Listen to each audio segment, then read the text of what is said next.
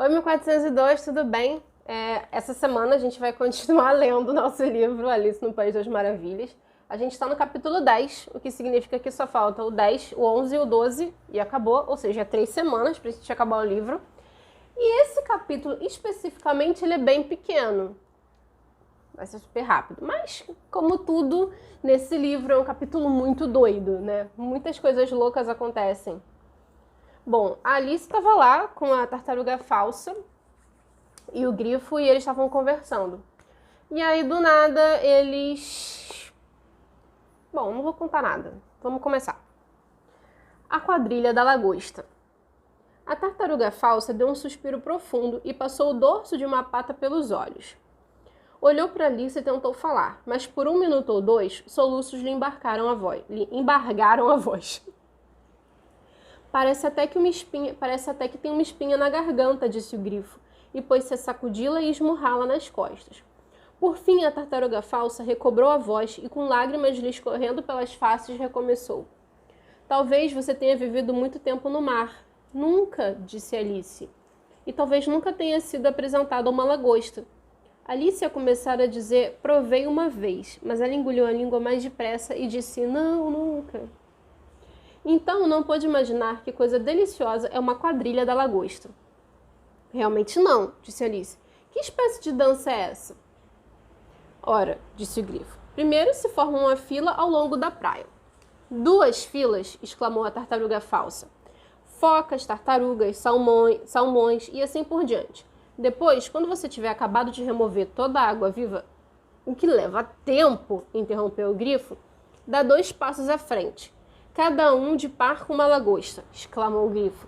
É claro, disse a tartaruga falsa. 2 passos à frente, balancê. Troca de lagosta e se afasta na mesma ordem, continuou o grifo.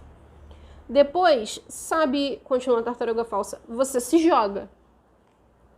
As lagostas, gritou o grifo dando uma pirueta no ar.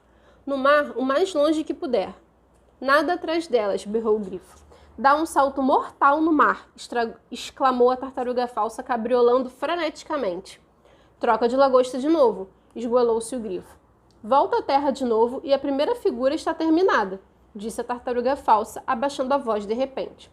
As 2 criaturas que tinham estado ali, pulando como loucas aquele tempo todo, se sentaram de novo, tristonhas e cabisbaixas, olhando para Alice. Deve ser uma dançarina muito bonita, disse Alice timidamente. Gostaria de ver uma dança muito bonita. Gostaria de ver um pouquinho dela? Perguntou a tartaruga falsa.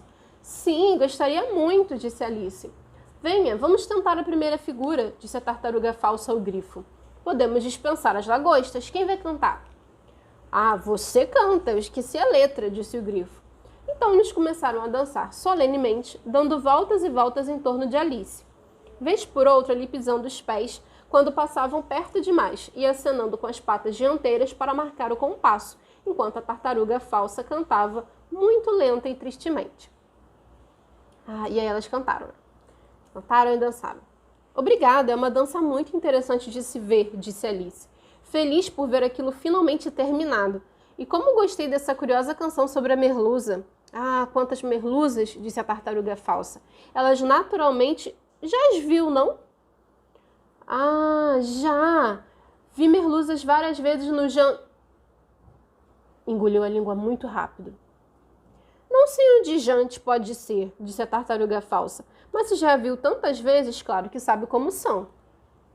Acredito que sim, Alice respondeu ponderadamente. Tem a cauda na boca e são todas recobertas de farinha de rosca. Estou enganada quanto à farinha de rosca, disse a tartaruga falsa. A farinha sairia toda no mar. Mas elas têm a cauda na boca. E a razão é... Aqui, a tartaruga falsa bocejou e fechou os olhos.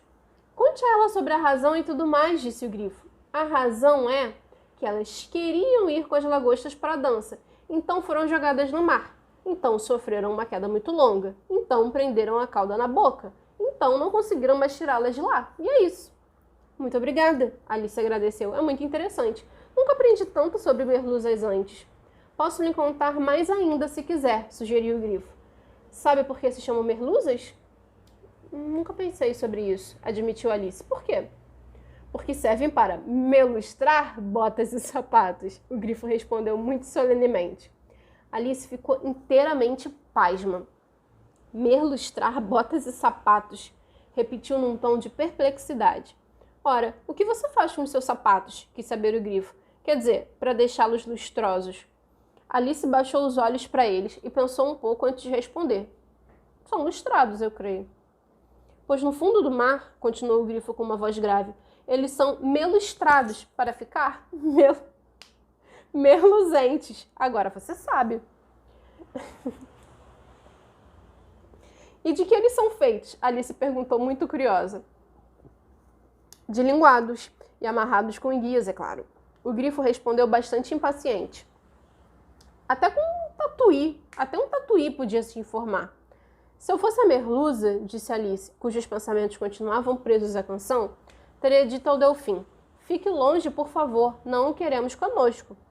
Tinha de aceitar a companhia dele, disse a tartaruga falsa. Nenhum peixe de juízo vai a qualquer lugar sem um Delfim. Gente, eles estão se referindo à música, tá? Que eles cantaram e a gente não viu. É mesmo? Espantou-se Alice. Claro que não, disse a tartaruga falsa. Ora, se um peixe viesse me contar que estava saindo de viagem, eu diria, com que Delfim? Você não quer dizer com que fim? Perguntou Alice. Quero dizer o que digo, disse a tartaruga falsa, num tom melindrado. E o grifo acrescentou. Vamos, agora conte-nos algumas das suas aventuras. Eu poderia lhes contar minhas aventuras, começando por esta manhã, disse Alice tímida. Mas não adianta votar o ontem, porque eu era uma pessoa diferente. Explique tudo isso, disse a tartaruga falsa. Não, primeiras aventuras, impacientou o seu grifo. Explicações tornam todo o tempo muito medonho. Mesmo assim, Alice começou a lhes contar suas aventuras desde o momento em que viu o coelho branco pela primeira vez. No começo, aquilo a deixou um pouco nervosa. As duas criaturas estavam tão perto dela, uma de cada lado, e abriam tantos olhos e bocas, mas à medida que contava, ganhou coragem. Seus ouvintes ficaram imóveis até ela chegar à parte em que recitara está velho, papai William. Para a lagarta, as palavras tinham saído todas diferentes. Nesse ponto, a tartaruga falsa respirou fundo e declarou, isso é muito curioso. Eu diria que mais curioso não poderia ser, disse o grifo. Saiu tudo diferente, a tartaruga falsa repetiu pensativa. Gostaria de ouvi-la recitando alguma coisa agora. Mande a começar. Olhou para o grifo, como se achasse que ele tinha algum tipo de autoridade sobre Alice. Levante-se e recite. Esta é a voz do preguiçoso, ordenou o grifo. Como as criaturas dão ordens a gente e nos fazem decorar lições. É como se eu estivesse na escola nesse momento, disse Alice. Contudo, levantou-se e começou a recitar. Mas tinha a cabeça tão cheia da quadrilha da lagosta que mal sabia o que estava dizendo, e as palavras saíram realmente muito esquisitas. Ela disse assim. Esta é a voz da lagosta, eu a ouvi declamar. Você me torrou no forno e me deixou sapecar. Graciosa e elegante, com fuce de través, dá laço, se abotoa e separa a ponta dos pés. Quando a areia está seca, ela exulta como ninguém e fala de todo tipo de peixe com muito desdém. Mas quando a maré é cheia e o tubarão se aproxima, ela perde a tramontana e já não chama mais rima. E já não acha mais rima. Gente, tem uma figura da lagosta aqui. Isso é diferente do que eu costumava recitar quando criança, comentou o grifo. Bem, eu nunca ouvi isso antes, disse a tartaruga falsa, mas parece um disparate descomunal. Alice não disse nada. Sentara-se com a cabeça nas mãos, perguntando a si mesma se algum dia alguma coisa voltaria a acontecer de maneira natural. Gostaria que me explicasse isso, pediu a tartaruga falsa. Ela não tem como explicar, impacientou-se o grifo. Continua a conversa seguinte. Mas é aquilo sobre as pontas dos pés. Entende? Como podia separar as pontas dos pés da fuça? É a primeira posição no balé, ensinou Alice, mas estava terrivelmente desorientada com aquilo tudo e só queria mudar de assunto. Continua com o próximo verso, repetiu o grifo impaciente. Começa com passei pelo seu jardim. Alice não ousou desobedecer. Embora tivesse certeza de que sairia tudo errado, continuou com uma voz trêmula. E aí ela cantou, recitou. Passei pelo seu jardim e notei que atrás da porta a coruja e a pantera dividiam uma torta. A pantera, bem gulosa, comia massa e recheio, enquanto para a coruja sobravam os caroços do meio. Quando a torta acabou, a coruja não pôde sequer ter por recompensa uma lambida na colher. Enquanto isso, a pantera com a faca e o garfo ficou e arrematou o banquete. De que adianta recitar essa lenga-lenga toda? Interrompeu a tartaruga falsa, se você não vai explicando cada passo. É de longe a coisa mais atrapalhada que eu já vi. Não posso nem discutir. Acho melhor você parar, disse o grifo, o que Alice fez com muito prazer. Vamos tentar mais uma figura da quadrilha da lagosta? Ou você preferiria que a tartaruga falsa cantasse uma canção? Ah, uma canção, por favor. Se a tartaruga falsa quiser nos fazer essa gentileza, Alice respondeu tão sôfrega que o grifo começou, num tom bastante ofendido. Gosto não se discute. Cante sopa de tartaruga para ela, certo, companheiro? A tartaruga falsa suspirou profundamente e começou a cantar numa voz entremeada por soluços. Que bela sopa, suculenta e trigueira, espera por nós na quente sopeira. Quem por ela não suspira, não diz opa? Sopa da noite, que bela sopa, sopa da noite, que bela sopa. Oh, bela sopa, oh, bela sopa, sopa, noite, que bela sopa. Gente, que bela sopa. Quem quer saber de pastel, assado ou outro pitel? Uma sopinha fumegando no prato, não é de se tirar o chapéu? Oh, bela sopa, oh, bela sopa, sopa da noite, oh, bela sopa. Gente, tá escrito assim, eu juro.